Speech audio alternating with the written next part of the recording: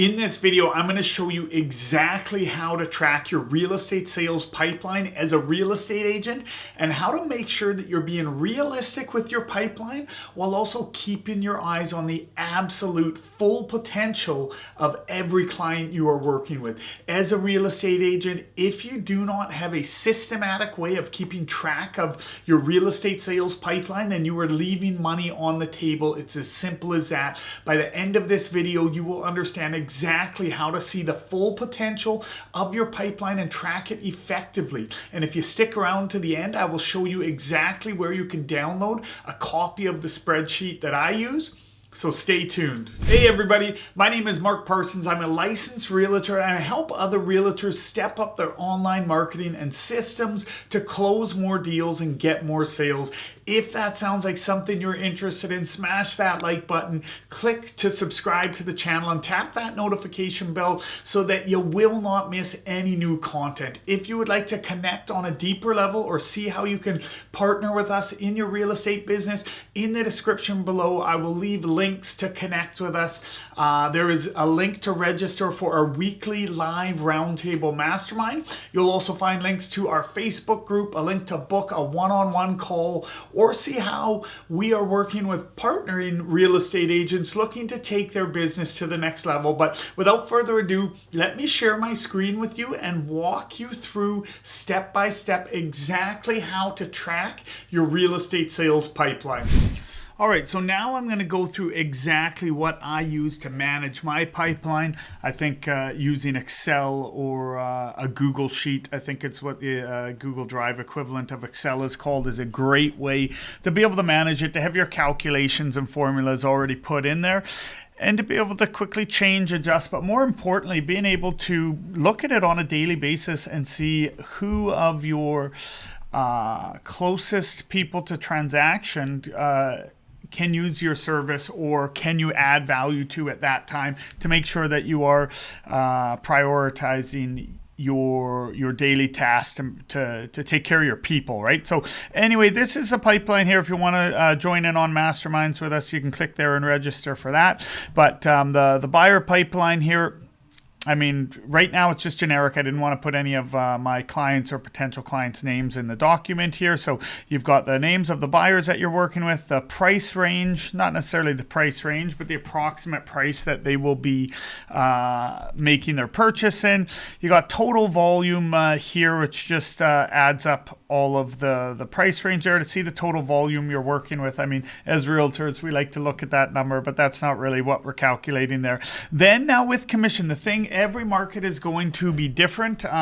When you come into here, for British Columbia, where I am, and Alberta in Western Canada, we work on a split commission, so it looks like a complicated formula there. It's a guesstimate of what an average buyer commission would be, and of course, when you transact, it's going to be whatever was set by the listing agent on their listing agreement with the seller. But if you are in Eastern Canada or in the US, it's going to be much more straightforward. It will just be this price times whatever the commission rate that you generally expect to get as a buyer, and you put that in there. Now the next thing I do, and again guys, so this will add up all of that. We like to look at the total potential commission, but we know some buyers will go through and some won't, and that is where probability of sale comes into place. Because you know, if we have a person who hasn't spoken with a broker yet in here with our buyers, he's curious to start looking, and then we have somebody who has, let's say, sold their home and needs to purchase a place. Like, these are people at different levels of commitment or motivation to make the transaction. So I like to put in probability of sale here, and these are just fictitious numbers. In fact, typically I wouldn't really want to be putting anyone on my pipeline that's below 40%.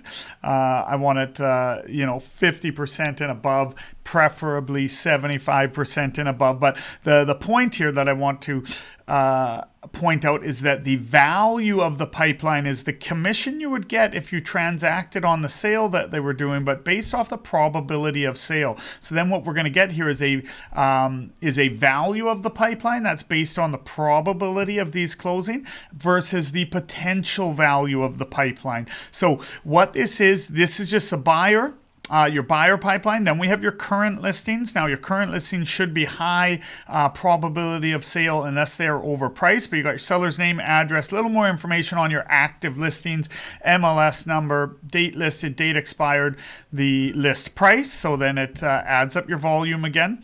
The commission. Now the commission you should know exactly because these are active listings. So you've already set the listing in your contract there. Again, for the market that I'm in, we work on a what some markets may consider a weird tiered or split commission system, a certain amount on the first 100,000, a certain amount on the balance. So if you are in a market that just goes 3, 4, 5, 5, 6, 7%, whatever the case may be, then you just readjust the formula on these and it will do that very simply for you.